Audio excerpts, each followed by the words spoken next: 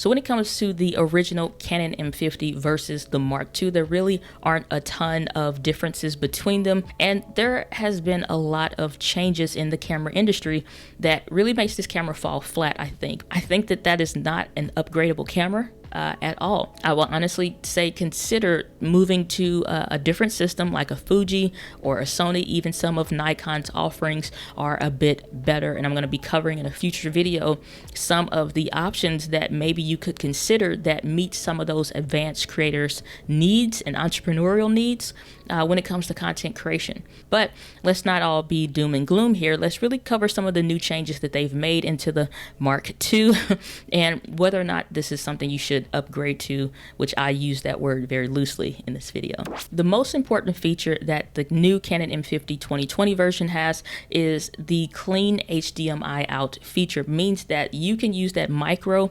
HDMI port on the side of the camera and actually live stream. You don't have to worry about turning off the autofocus so you don't get icons on the screen and all the weird stuff that we had to do in a 2018 model. In this 2020 model, you literally could hook it up to your ATEM Mini Pros if you're wanting to use this for your nonprofit or church's streaming, or if for your business and you can use your Elgato Cam Links, or I'll link down below a little $20 HDMI capture card that works phenomenally. I just recently picked one up, so more on that later. But this is going to be the best feature that this new 2020 version of the M50 has, and that alone is a great reason for if somebody that doesn't have the M50 that wanted some different things that we'll cover in this video wanted. The clean HDMI is huge. Another awesome feature that the Mark II has is it has native live streaming directly to YouTube from the camera. We're not seeing this anywhere else in the industry except with Canon cameras. I've seen this on their G7X Mark III, but that camera had a ton of challenges and just really wasn't worth recommending in my opinion. But on the M50 Mark II, this is a sweet spot that I think it fits in really well with this specific camera. However, with YouTube specific requirements, you do have to have 1,000 subscribers in order to use this. Unfortunately, there's no way to kind of push this out to Facebook, to do some kind of Instagram live.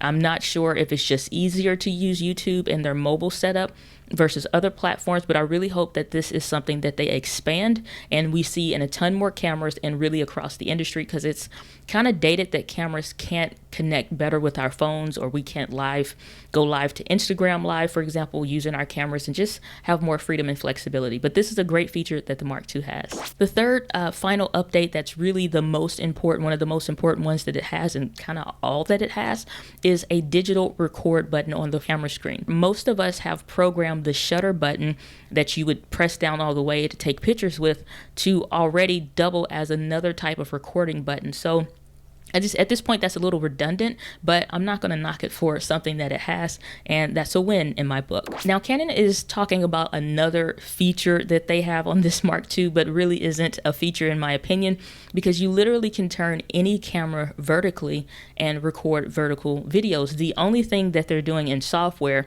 is making it so when you import that footage into your computer, into editing, you don't have to rotate it. It's already rotated for you to the proper vertical orientation. If we were waiting on, cameras to be able to do this, then we will be in bad shape as far as trying to figure out a way to do it. But this is just something that's helpful. Again, I'm not going to knock it that it's there, but it's definitely not some new feature like they invented vertical video, but not going to get on a soapbox about that. So what's the same? Some of the same features that we're having on the Canon M50 is crops in 4K, meaning that when you switch this camera into 24 frames per second for 4K video, that's as high as the camera can go. That's the same as the original 2018 version, where you are losing dual pixel autofocus, which is that good autofocusing system that Canon is known for. That's not going to happen. Not only will the focus bounce around on you and lose focus more often than not, you also have a big crop. So when you put that 15 to 45 millimeter kit lens, it's almost as if you are zooming into about 35 millimeters when you switch over to 4K. The lens hasn't moved, but that digital crop has affected your image, so that's something that's still there. We also are still seeing the 720p 120 frames per second. That honestly is things that we saw in a 2012 type of a camera. That's how old 720p 100 frame, like, it's just, I don't know, it's ridiculous, but it's there. So that's still a thing with it not having autofocus. You need to manually focus if you're going to use that, because once you hit record, you're just kind of stuck with whatever it is that you have it set to unless you change it. And then you also don't have audio. So if you were trying to record your video and then eventually slow it down, that's not going to happen. So no 1080p 120 frames per second or anything like that. You're still dealing with 720p, just base HD video. We're still dealing with the smaller battery, the LPE 12 battery instead of the LPE 17 that we've seen in other cameras. Even when I had the original Canon M6, that had the LPE 17 battery. It's just a little bit bigger, gives you more wiggle room, but I guess since we're pretty much using the same camera again, just a 2020 version, I guess they figured it was no need for more battery life since you're not really getting any more features.